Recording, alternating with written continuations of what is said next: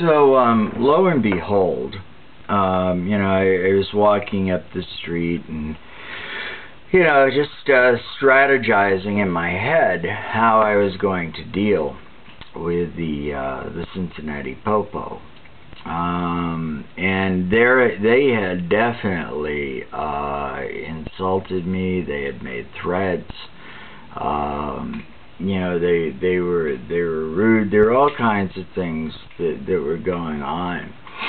And I, decided that probably the best thing for me to do was to let it go, accept a fight to get my friend Brendan out of trouble. It really, along the lines of the police, it really is a foolish enterprise to get into a pissing contest with a skunk. It's just not a wise thing to do. But, it's like the little kid, well, they started it. So, they were steamed about, the confrontation that they had with me. And then we went into court, and essentially what I did after a second encounter with them was I went for a hands-off order, which means that they can't go near you. They can, but there are like boundaries that they can't cross. And what they were doing for a while was waiting until my friends walked away from me and stopping them further up the street, to give them a hard time.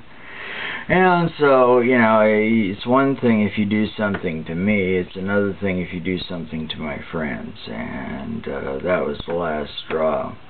And I ended up suing them for an apology, basically. But,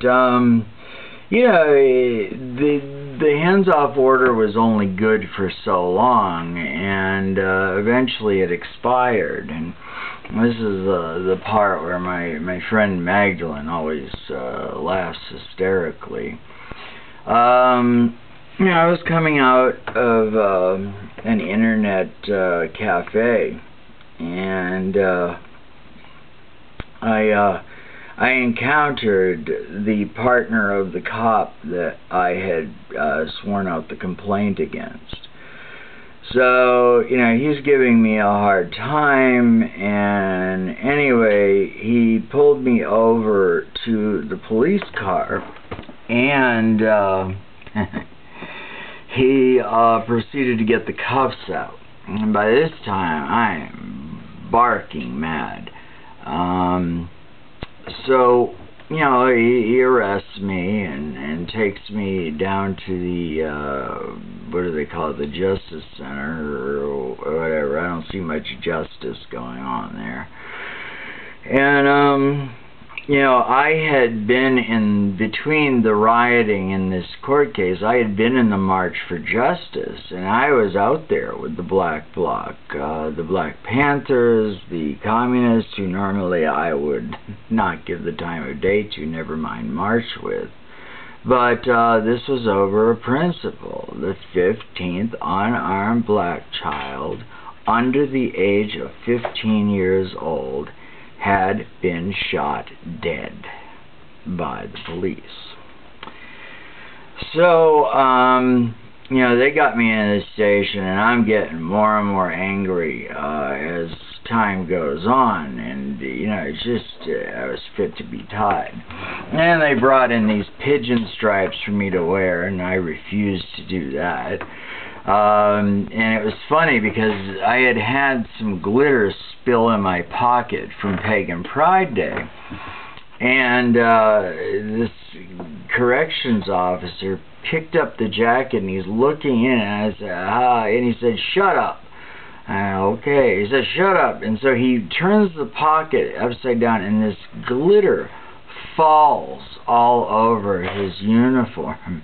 And I looked at him, I said, "Well, I am the Fairy King, and that's fairy dust you just poured all over yourself. Now you're one of us."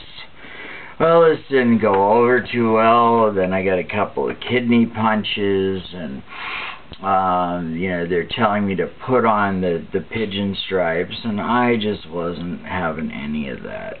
So they're like, "Okay, fine."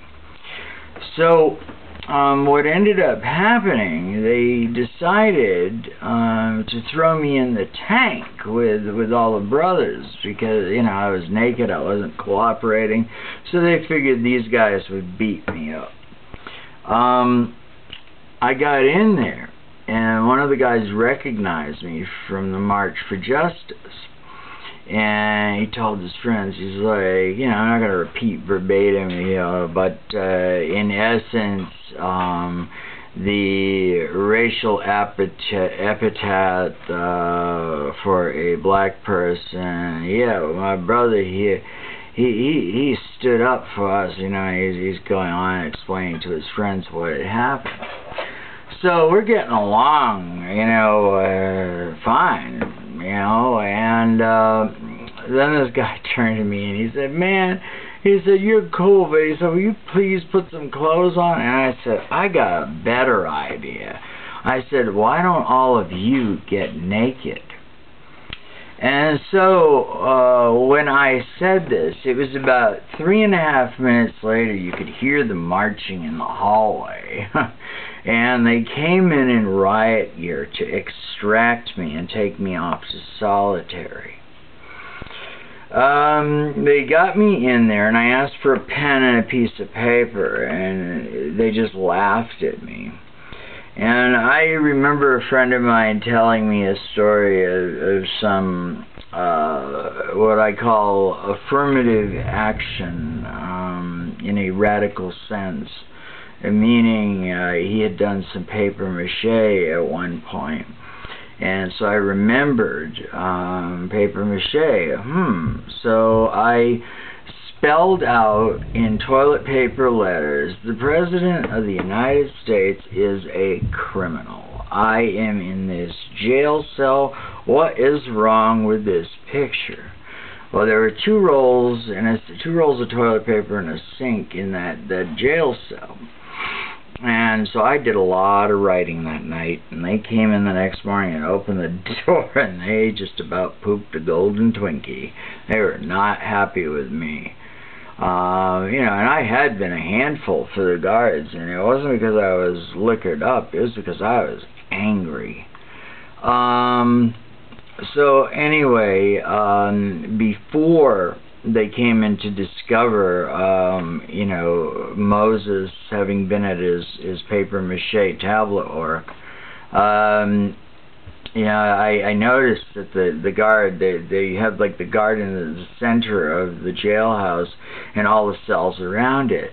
And so I pushed the button and I yelled, "Stop watching porn!" And he nearly jumped out of his chair, you know, and he hit the computer button. I could see it, as if he was turning it off. So I guess I was right about him watching porn. Anyway, Magdalene had bailed me out, and they brought me down, and as I was leaving, the supervisor of the corrections officers told me in no uncertain terms, if they arrest you again, do not let them bring you to the Justice Center. Anyway, that is my Cincinnati jail story. I hope you have enjoyed listening to it.